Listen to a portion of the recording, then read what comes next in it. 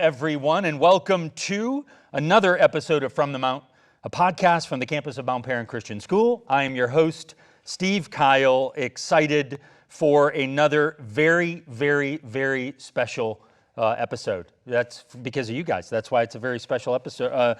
So if you are watching this podcast on some sort of YouTube, my first question always is, why are you watching a podcast? I always wonder about the people who watch podcasts, because most people, I think, do you guys podcast people?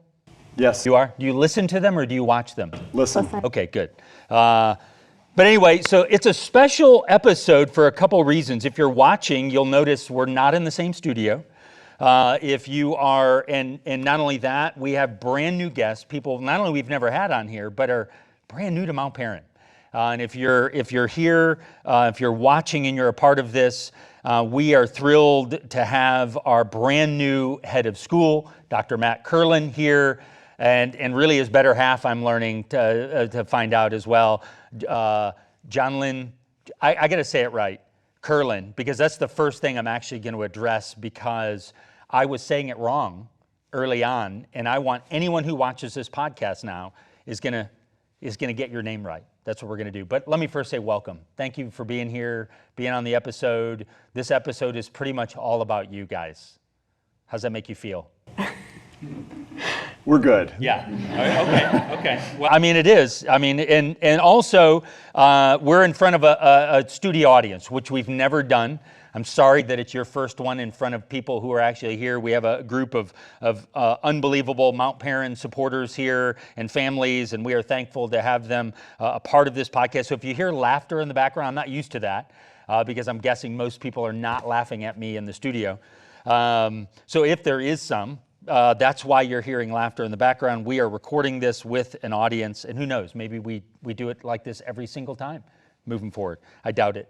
But anyway, but welcome, great to have you guys on here. And I'm gonna start us off with some of the basic stuff here. We wanna know who the Kerlins are. And I like to know, because this is really telling. So let's hear a little bit about your family, and then I want you to go back to like how you met.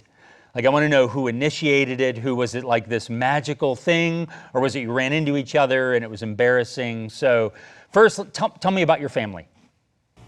Whoever. I'll let Jonlyn take this first one. Okay. We have been married 33 years. Okay. This August 10th, it'll be 33 years. Congratulations. Thank you. We were both born in Georgia. Oh, I don't even know if I knew that. Okay, where in Georgia? I was born in a small town called Vienna, Georgia. Okay. And he was born in Athens.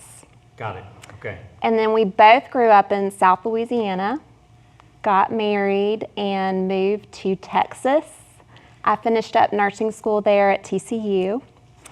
And then we moved to Tennessee, then Alabama, then North Carolina, and now we've come home to Georgia. Wow. So wait a minute though. So you were both born in Georgia, but didn't know each other in Georgia? No. Correct. Then you both moved to Louisiana, but still didn't know each other? That's right. We met in college. I grew up in Lafayette. She grew up in Baton Rouge. Oh, wow. And we met, I think, my sophomore year at LSU. Okay, what was that meeting like? I'm going to ask you. What was the meeting like? Okay. This is a funny story in our family. Okay, well, I want to hear it. So we met in 1989 at LSU. Okay. I didn't really have any interest in Matt at that point until we were at a lunch at the LSU Baptist Student Center, and my dad was the guest speaker there. He was a local pastor, and he was giving a little talk at the lunch. And at the end, he said, "Does anyone have any questions?" And this guy with red hair stood up, and he was in a green and white striped rugby shirt. And he kind of argued a little bit one of the theological points that my dad had made. And I was like, I'm slightly interested in this guy now.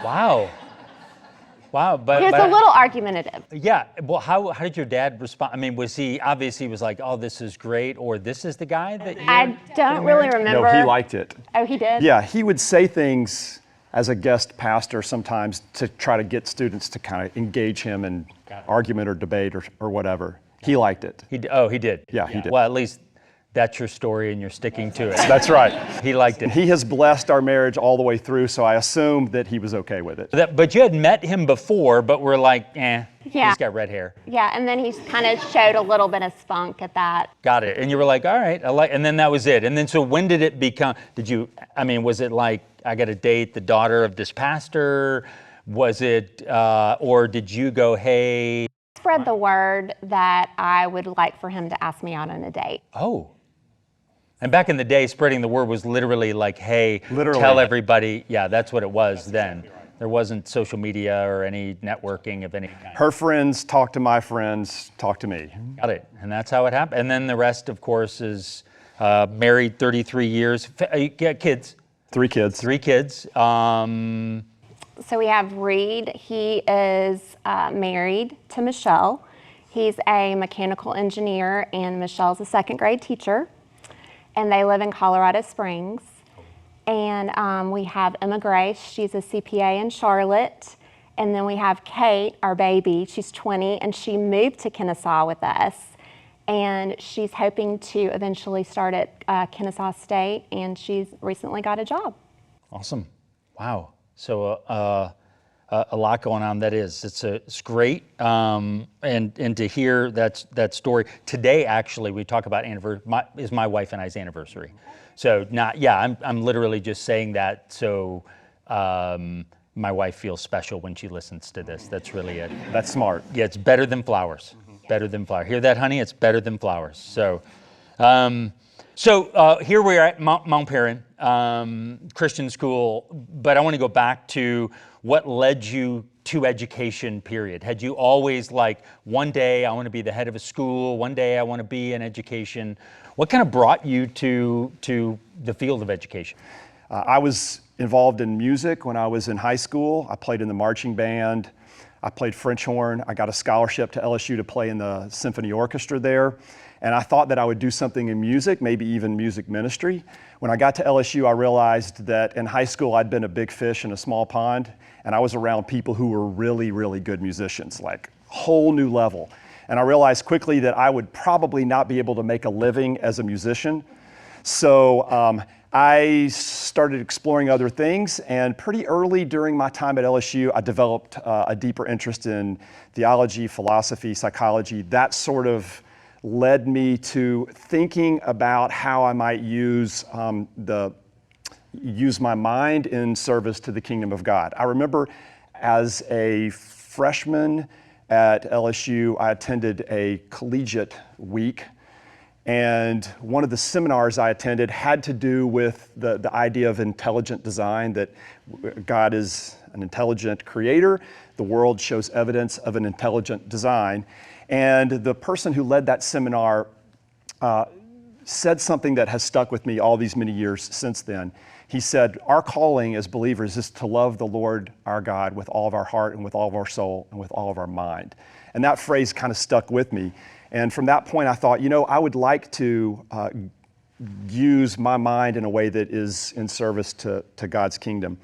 And developed an interest in teaching, eventually went to grad school and spent the early part of my career in campus ministry and teaching before I became a head of school. Yeah. And so then the transition from, campus ministry and being a part of reading a lot, I saw that, and I think that's awesome. But what was it for you that you're like, I'm ready to get away from campus ministry, serving and ministering, because I want to deal with parents and school problems, and I'm ready for that. Like, really, what was the where you're like, no, this is what I want to do now, and then I'm interested too when he said that. Was you're like, yeah, this is what you've been preparing for, or what in the world are you thinking? Sure. I have a really close friend. We met my first day at LSU. She's been a head of school for most of her career. And one day we were talking, and I was describing my work at Samford, and she was describing her work as a head of school. And she said, you should think about being a head of school. I literally laughed at her because I said, those two worlds are so different. And she said, no, the skills that you need in leadership are transferable. The work you're doing is very similar to the work I'm doing in many respects. You should consider it. And so one of the things I did is I went back and started talking to heads of school at some of the private schools in the area where we lived. I was finishing up a grad degree in business and developed an interest and just told a few colleagues that this is something I might be considering down the road. And so when a search firm reached out to a colleague of mine, he gave them my name, and that's how I ended up being considered for a head of school role for the school that I served prior to coming to Mount Perrin. Yeah. And you said it was six years? That's correct. 6 years there before coming here. So here you are. So when he said, hey, we're leaving, it was Sanford where you at right before you went there. That's right. And you were like, we're here, Sanford. I often think of, obviously having been married also, when you say things to your spouse, it's always like, but this is, like, I thought this was our forever home. I thought this is where we'd raise the kids. So you're like, yes, I can't wait. And this is, or really, this is what God has directed you to? Where were you on that? Because we had been in Birmingham for 12 years, and that's where we had raised our kids, and we love Sanford. And but also, I could definitely see God was calling him to do this role, so I was very supportive. Yeah. Oh, there's no doubt, of course, that you were very supportive. I know there's some conversations that usually lead up to the very supportive. I'm pretty sure she had no idea what we were actually getting into. Yeah. Oh, so yeah, she was supportive, just not sure about exactly what. Yeah. She's like, oh, this just sounds fun, working with kids and other educators, so easy. Then we moved. Yeah. And then a year later, COVID hit. So there you go.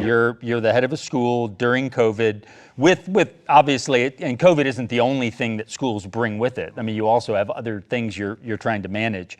And then, of course, they're like, well, let's make this easier. Let's send everybody home with masks, and we'll go from there. It's a tough time to make that. But here's the deal. I mean, I think when you get through something like that, boy, it probably gave you, as difficult as it was, almost this preparation at a level that, you know what I mean? Because it wasn't like anybody was like, oh, well, let me tell you how to work through this. There wasn't a game plan. So it was the development of that. And I think in some ways there might have even been this crucible moment where your leadership developed more maybe rapidly than it would have had it been maybe a little easier. Would you find that to be the case? I think that's true. I think leading any organization through COVID was a boot camp in leadership because it was incredibly intense in a way that's probably not sustainable over an entire career. So fortunately, it was a shorter period of time. But every kind of decision that you ever had to face, whether that's educational or decisions about finances or mental health or public health, you had to make those decisions in an environment where you knew that no matter what you chose, you were going to have one group of people who cheered and another group of people who jeered. And then if you made the decision differently, those groups would flip-flop. Yeah. And so when you're in that kind of a polarized world, you develop some thick skin, and you realize that the thing I have to do is make the right decision. I have to do what's right and let the chips fall where they may. Yeah. And follow God's leadership and direction, and get together with your team and make the best, wisest, most collaborative decisions that you possibly can, and then ride it out. Yeah, and go with it. And you're right, in taking that concentrated kind of leadership training, if you will, and learning. And the great thing is now it prepares you now, hopefully, prayerfully, we're not going to walk through something like that anytime in the near future. But what it also does is helps on just the day-to-day, because it's still that case. Doesn't matter where you are, doesn't matter what place you're in, even in a family. You're going to make a decision in your family and you got 3 kids, one's not going to be happy with that decision. It just never can be her not happy with that decision, whatever it is. So let's talk about, we're wanting to get to know you, and of course for full transparency, I think most people who listen to the podcast know I work at Mount Perrin. I do. So not am I just the host, you're also my new boss now. And so, I mean, the answers to some of these questions are really important to me too, Matt, because I think the fact that we're both bald and drive the same truck will only get me so far. I think the rest of this. So let's talk about your leadership style. Everybody has their kind of style of leadership, and I may have a follow-up that might come to you as well on this. But how would you describe the way in which you lead? How would others maybe have described your leadership style for those that were like, well, I want to get to know the kind of leader that he is? How would you do that? Sure. I think my leadership style is highly relational. I think schools and ministries, and of course Mount Paran is both, they run on relationships. I think relationships are the capital that you need when you have to make a decision almost about anything. You've got to have that trust that people have in you and that you have in them. So my decision making is collaborative. I like to get people together and to try to come up with a consensus about decisions that we make. I have worked with teams through the years that I've kept together. I've never been in a place where I could just go out and hire a whole team of people. I've always gone into a place and built strong relationships with the team that was in place and generally kept that team in place for a long period of time. So the team building is a big part of what I enjoy doing as a leader. And, you know, one of the habits, one of the practices that I've engaged in as a head of school is spending some time every day where I'm walking around. Dr. Tilley, of course, my predecessor, he called it management by walking around, and there's a lot of truth to that. Part of it is just building relationships. Part of it is you really can't get to know a place until you see the teaching and learning at work. And sometimes when you're having a rough day, it's just good to get out there and watch teachers do their thing. Mm-hmm. And that brings a lot of life and energy and excitement and reminds you why you do what you do and the things that you're supporting with all the behind the scenes heavy lifting. So you're relational, collaborative, focused on team. And then the last thing I'd say on this is the importance of just being laser focused on the mission of the school, which is to provide academic excellence in a Christ-centered environment. That's, of course, one of the things that really attracted me to Mount Paran when I was contacted about the position. I mean, Mount Paran has great academics. We have stellar sports. We have an amazing fine arts program. We have great college placement records. But ultimately, it's the part of being Christ-centered in a way that is unapologetic, unwavering, uncompromising, that was the big draw for me. And so part of my leadership style is to make sure that we stay laser focused on that mission. Yeah. It's great. I don't think, what will our parent, I mean, I love all of that. And of course, obviously a big part of what I do is the Christ-centered part. So for me, you know, one of the things when I saw your background, and I think we've talked even a little bit about the background you have in ministry. I served as a pastor for 18 years, and to me, I think that is such a powerful component to have that kind of heart, because it's not just in that case this, hey, we're going to focus on, you know, the mind, hey, God, I'm drawn to that, but it's really the passions, desires, where I'm drawn to, and that focus is, and that's your background. I mean, you ministry, there's a lot of that, and which to me, I'm beyond thrilled about. What can our parents expect as they meet you and run into you in the hallway? What can they expect? Yeah, well, to that point, Steve, I was a campus minister before I became an administrator, so I think that I do the job with that background, you know, in my mind and certainly in my heart. I think what parents can expect is, first of all, just get this out of the way, please call me Matt. Yeah. Because I know a lot of people will tend to do the respectful thing and say Dr. Kerlin, and maybe when students are around we can do that, but please call me Matt when you meet me. I think that we're pretty much normal people. We're down to earth. Like, we have sports affiliations and we have hobbies and we have kids, and our life is sometimes messy like everybody's life, and we look forward to hosting people in our home, and they will see that our life isn't perfect, but we want to do our best to understand where people are and where their kids are and what their needs are and what we can do to make Mount Paran the kind of school God wants it to be and the kind of school that best serves our students. Yeah, I don't think there's anybody listening that wouldn't want anything but that. So I'm going to ask you then about Matt a little bit. Tell us what is something maybe Matt wouldn't tell us about himself, one or two things that you think like, well, I'm going to tell it. Anything about his leadership, his care, give us a couple little things. Man, he probably wouldn't say this, but I'm gonna. Okay. Make him good too. Okay. Not too good. Let's see. He loves to cook. Okay. He is a huge Cajun cook.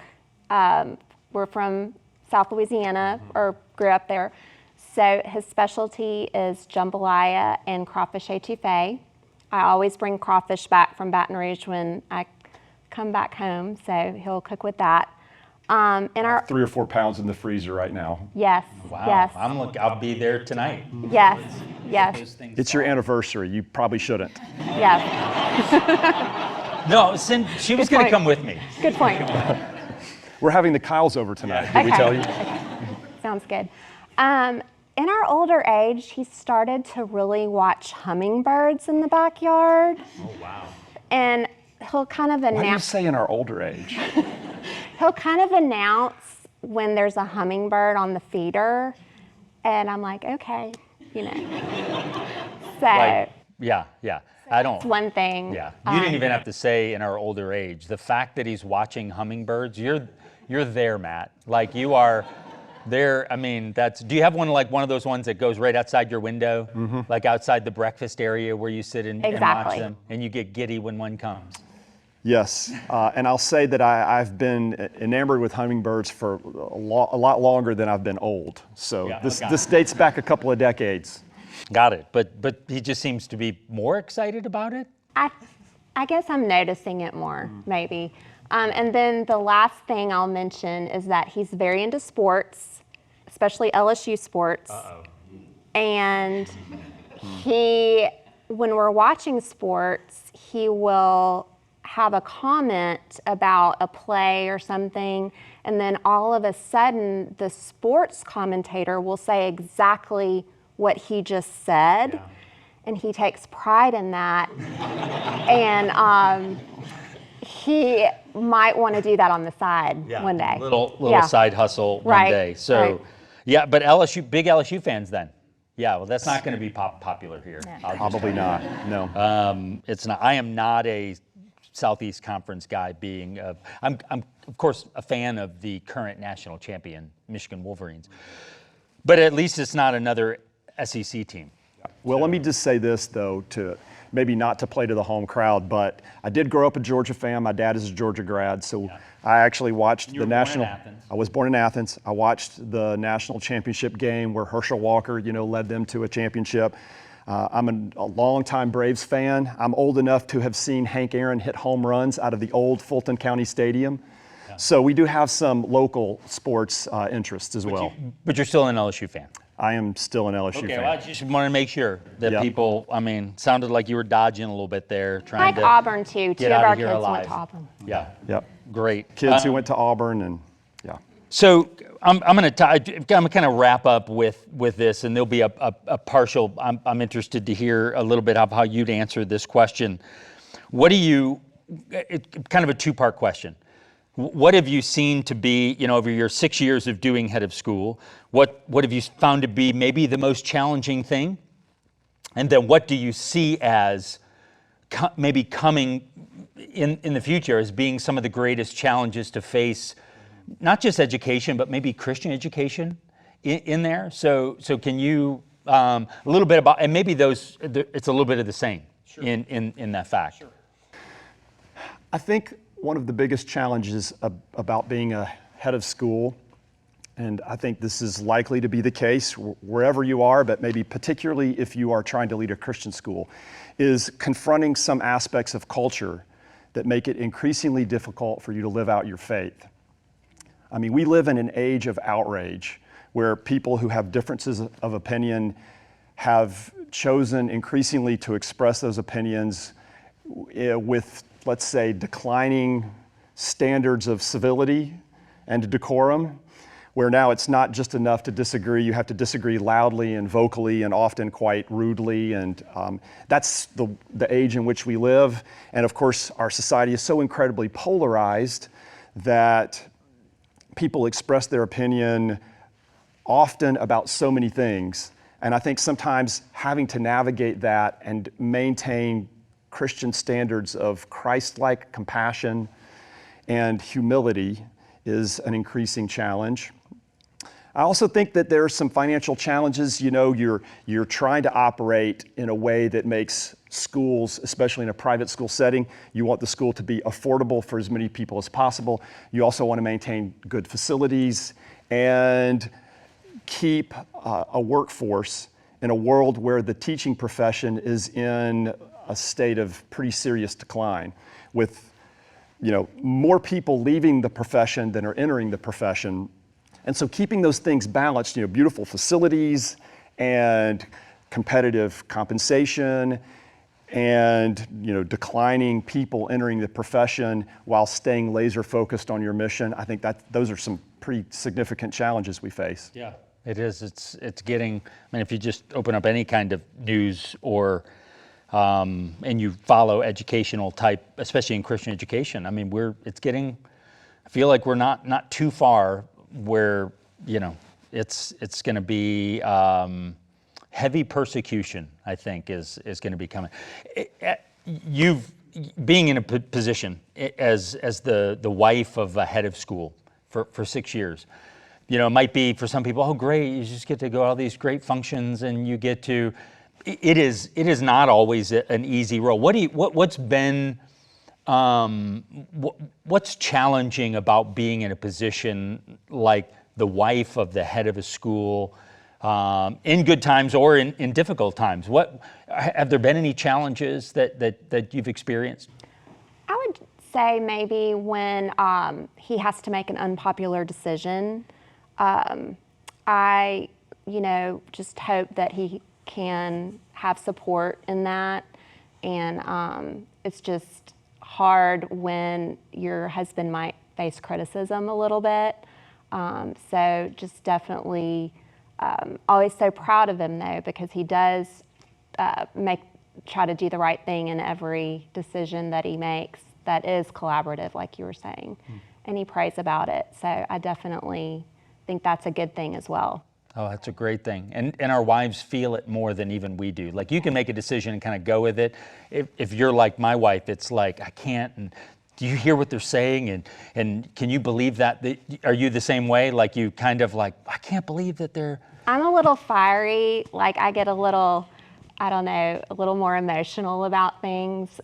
He's more steady as she goes, and I'm just a little more... passionate, maybe. Passionate might be a good word, yeah. I think it's easier for the person making the decision because we get the opportunity to explain it or defend it or answer criticisms about it, whereas she just has to sit back and sort of observe from a distance, and I think that's almost harder in a lot of ways. It changes some relational dynamics and some other things that make it tough. And so, well, I'll just say this, and I'll give you guys an opportunity.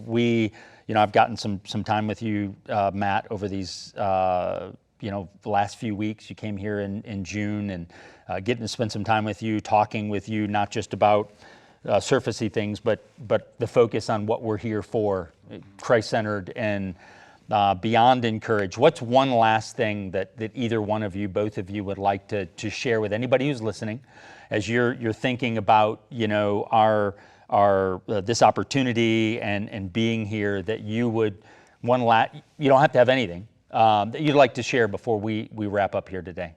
Yeah.